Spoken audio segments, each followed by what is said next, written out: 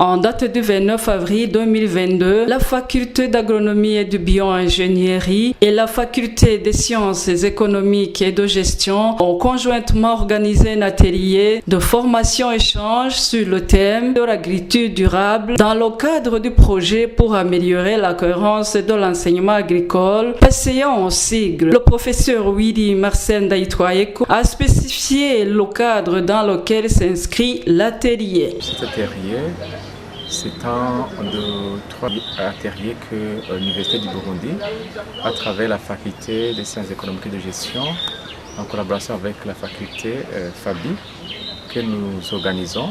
Le premier atelier, c'était sur l'agriculture durable, qui a commencé de la date du 27 jusqu'au 29.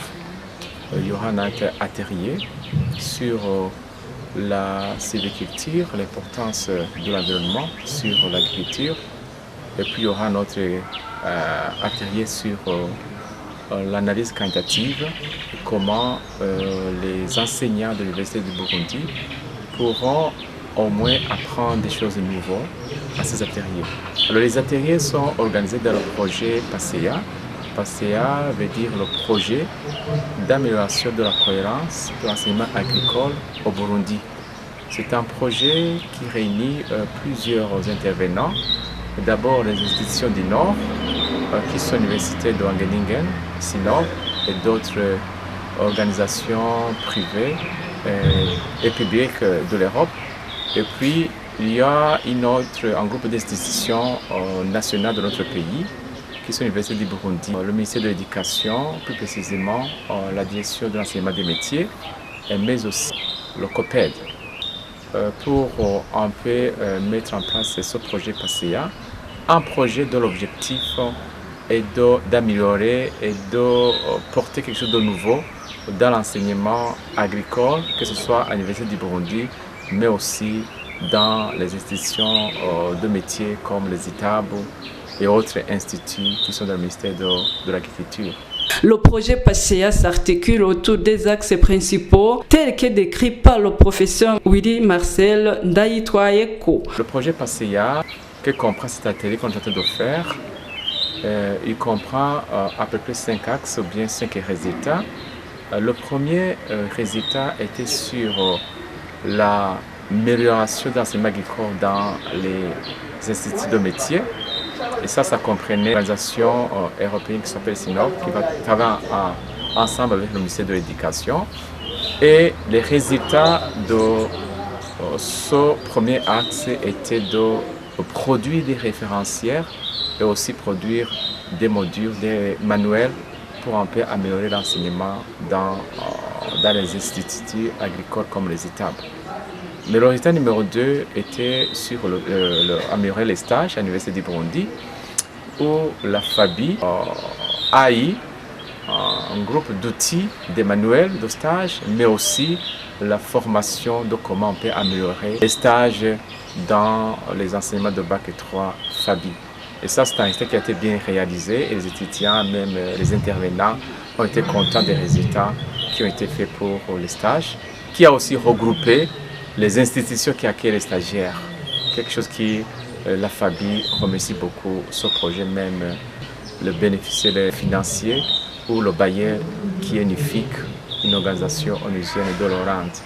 Et puis le résultat numéro 3, très intéressant, était de former un enseignant à l'Université de Burundi pour avoir une formation supérieure, c'est-à-dire une formation doctorale, ou un doctorat. Maintenant, il est tenté de compléter, de finir sa thèse. Il est dans la phase de collecte de données sur comment améliorer l'enseignement agricole, non seulement à l'Université du Burundi, mais aussi dans les instituts agricoles comme les ITAB.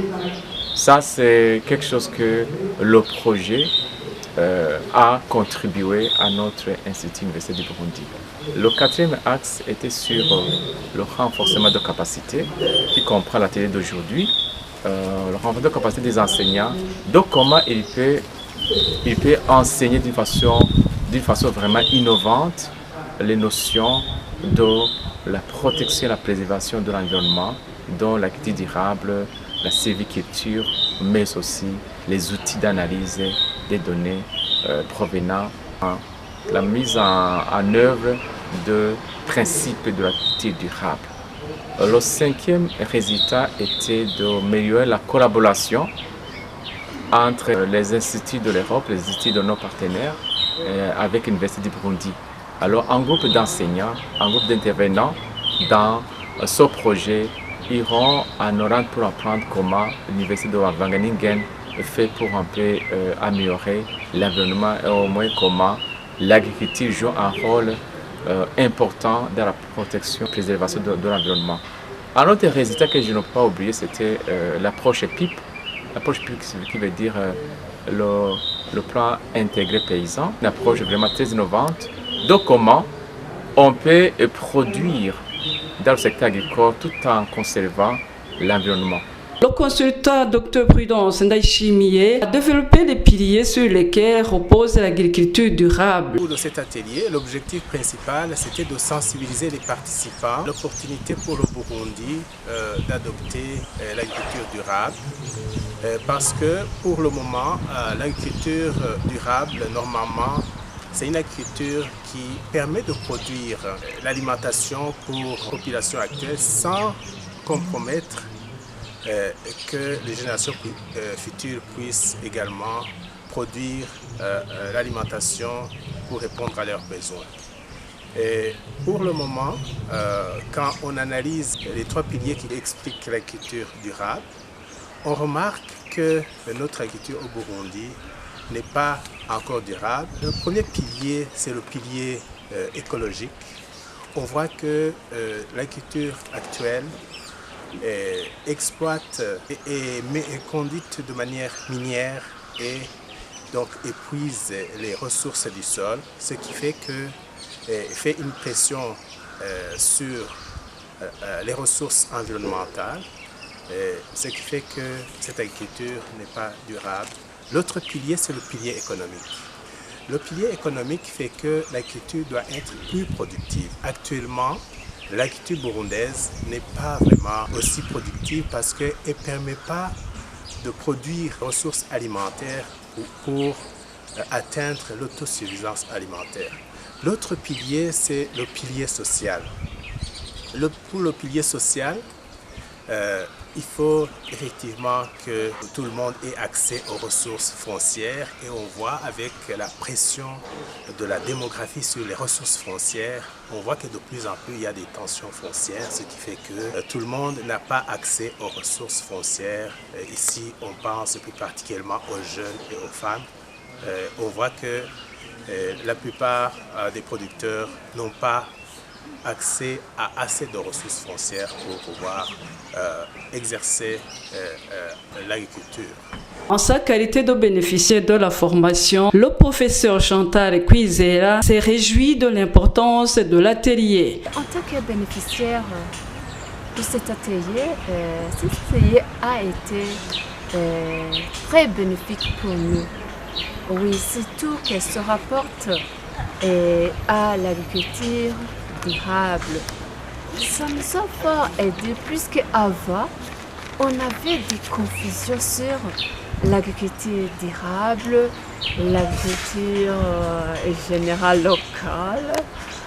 Mais maintenant, nous avons vu que l'agriculture durable est une agriculture qui essaie de maximiser la production agricole sans compromettre d'autres ressources, c'est-à-dire qu'elle peut répondre au niveau économique, social, mais aussi la production de l'environnement. Donc avec ça, alors en tant qu'enseignant de l'alphabet, ça peut être aussi bénéfique à la génération future par l'intermédiaire de la transmission de nos connaissances. Les contributions des institutions d'enseignement et de recherche sont très indispensables, a-t-elle ajouté. Ce que les enseignants-chercheurs peuvent faire, ils ont essayé de mettre des contributions, surtout quand on s'est subdivisé en groupes. Ouais. Il y a le groupe qui a étudié si l'agriculture durable est opportune. L'autre a étudié ce que les institutions de recherche et l'enseignement universitaire en général peuvent faire pour l'agriculture durable.